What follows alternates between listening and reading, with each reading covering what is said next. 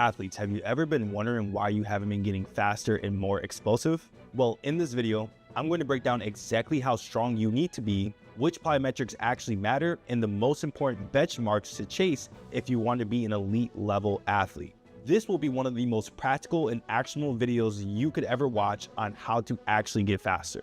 Because this KPI system I'm about to share with you has helped my athletes go from this to this. Before we get into the meat and potatoes of this video, let's make sure we're on the same page. KPIs, or key performance indicators, are measurable benchmarks that track progress. For example, most coaches have a KPI for the deep squat. They want their athletes to be able to deep squat 1.7 times their body weight as a number they should be trying to chase afterwards over time in their training. So now that you know what a key performance indicator is, I'm going to be calling it KPI or benchmark for the rest of the video, and let's get into the most important KPIs that you need to be hitting. The first section is the strength KPIs. These are the goals I want you to hit for the lifts that I recommend.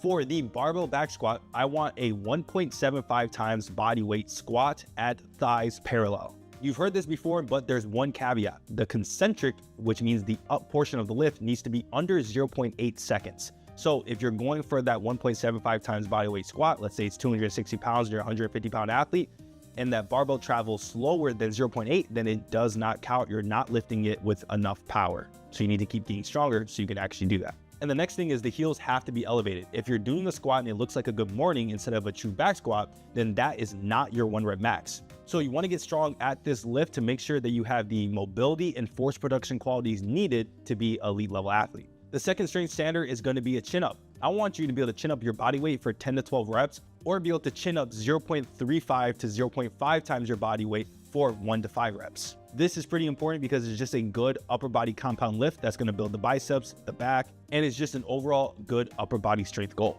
The third strength KPI is going to be a trap bar deadlift. I want you to be able to trap bar deadlift 2.0 to 2.4 times your body weight, or if you don't have a trap bar, I want you to be able to barbell RDL 1.85 to 2 times your body weight. This is of course the elite level. And at these levels of strength, I want you to be using straps. I don't think the benefits you get from the grip strength needed to hit those high levels of numbers is worth it when the goal here is force production, not grip strength. And this is just a good lift to improve the force production qualities needed, especially in the posterior chain. The fourth KPI is going to be lateral strength, and this is going to be the dumbbell lateral lunge. I want you to be able to lateral lunge 0.4 to 0.6 times your body weight with a basic dumbbell lateral lunge variation. Lateral strength is huge for early acceleration, and it's also essential for movement health, especially in the hip external and internal rotators. The fifth KPI I want you to hit is about knee flexion, and I specifically have 2 goals for you to hit. The first one is you should be able to do a eccentric Nordic. The concentric portion is not necessary for this KPI, which all that means is the eccentric is you're going to be dropping down to the bottom. If you get a full range of motion Nordic and then pop yourself up with your hands, then that's all I need for you in terms of knee flexion strength. Or the second one is going to be a seated hamstring raise with a good amount of weight. Knee flexion is huge for hamstring strength and also force production needed from the posterior chain, and it has some high biomechanical needs in max velocity sprinting. The sixth thing is going to be calf strengths. I want you to hit a few numbers. First is strict full range of motion single leg calf raise for 12 reps with no weight. This will be with a 1 second pause at the top and no momentum. Then I want athletes to be able to hit 2 to 3 times their body weight on a 2 leg calf raise using a machine primarily. I wouldn't suggest a barbell. For the single leg calf raise, a good number to hit is a 1.5 to 2 times body weight for 3 to 5 reps. This builds a huge base for strength in the calves, which is going to be important later on for improving your reactive strength index. The seventh KPI is going to be soleus strength. This is massive for sprinting, and I want to see a minimum of 1.5 to 2 times your body weight in the seated calf raise. Whether you're using a safety pad in a Smith machine or even a barbell if you know what you're doing, this is a slept-on muscle for reactive strength, force production in acceleration, and helping your body absorb more force eccentrically when sprinting. The eighth KPI is going to be tendon elastic strength. I have 2 simple KPIs for this one. First is going to be 2 to 3 minutes of low level pogos without stopping. So basically, I want to see you be able to jump rope, a low intensity jump rope, of course, for 3 minutes straight. The second one is going to be an isometric 90-degree lunge for 3 minutes straight. It might feel impossible at first, but with a few months of training, it's a great goal to hit for tendon health and elastic strength. The ninth KPI is going to be the hip thrust. I like to see 1.5 to 1.75 times body weight for the hip thrust, but I don't want athletes to be going too much past 400 pounds. If you hit anywhere between 300 to 360 pounds for 3 to 8 reps with good form, which means not overextending the lower back, then you're probably strong enough in the hip thrust where we're trying to improve peak hip extension power, which of course is important because you're going to be hitting peak hip extension in every max velocity step you take.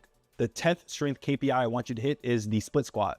I want to see 1.35 to 1.5 times body weight. This is a pretty tough one to reach, but it trains glute force production when the glute is most active at sprinting, which is an early stance, or when the glute is fully lengthened. The 11th KPI I want you to hit is for hip flexor strength. I like cable drives or banded drives. A good goal is 15% body weight for 20 reps or 30 to 50% body weight for 8 to 15 reps. But you have to drive from the hip flexor, not the quad or the lower back. So don't extend the lower back and don't try to jam it up with the quad. The 12th strength KPI is pressing strength. The last strength goal is going to be pressing 1.4 to 1.6 times your body weight. And this is for the bench press. But for most athletes, I like to see a solid dumbbell bench press between 65 to 100 pounds. If you're a beginner, this doesn't matter yet, but once you've trained for a while, I want you to hit these dumbbell press numbers and dumbbell row numbers for these as well. This is just a good KPI for overall body strength. If you can row anywhere between 65 to 100 pounds and dumbbell press anywhere between 65 to 100 pounds, you're stronger than the average person, which is kind of all you need for most athletic sports. The 13th KPI, I believe it's 13,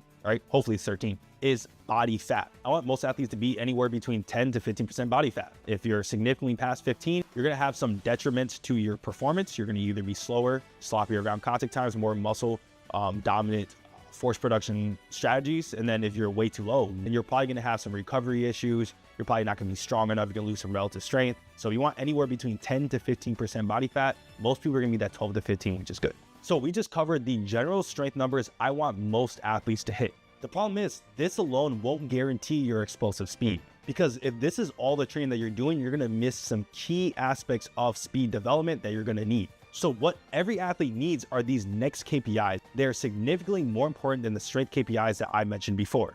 So section 2, the sprint speed KPIs. You can also replace the word sprint speed KPI with explosive athlete KPI because this applies to all sports. The first sprint speed KPI is the non-counter movement jump.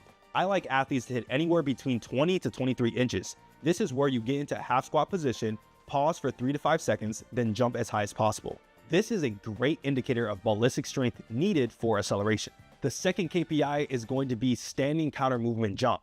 With a standing counter movement jump, I like to see anywhere between 24 to 28 inches. This adds a stretch shortening cycle into your jump. So instead of pausing at the bottom, you're actually going to drop into the bottom and reverse out as fast as possible.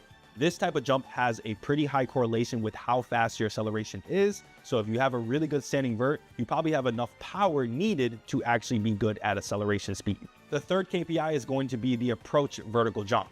This isn't as important, but I like to see athletes hitting anywhere between 30 to 36 inches, which is really impressive. And there's not a lot of correlation between your approach vertical jump and your sprint speed. But if you have good technical paralysis in the 2-foot approach and the 1-foot approach, then yeah, you're probably just a flat out good athlete. And if you're hitting these numbers, people will probably see you doing that jump and be like, oh shit, that's pretty good. So that's just a number I would like to see you hit. The fourth KPI is going to be the single leg hop.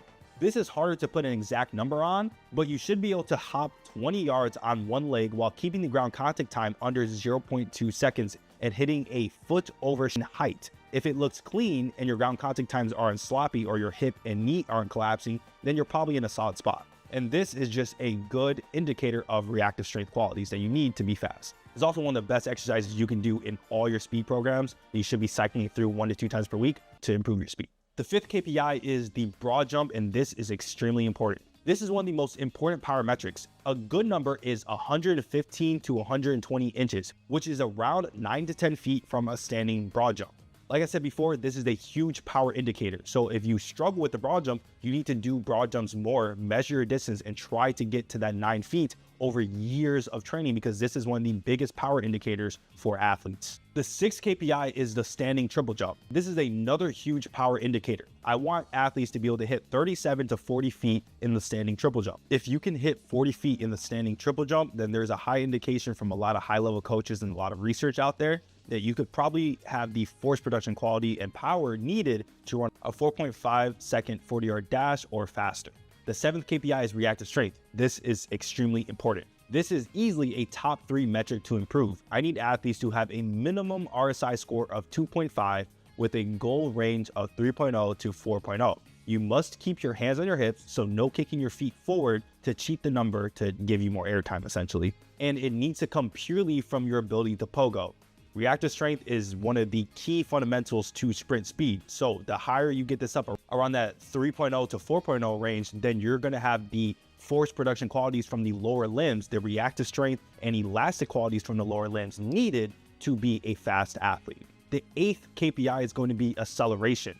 Most good athletes should aim to hit a 10-meter start laser time of 1.55 to 1.65 seconds. And this next part isn't a KPI, but it's too important to leave out. This is more of like a weekly checklist to be doing to hit your KPI.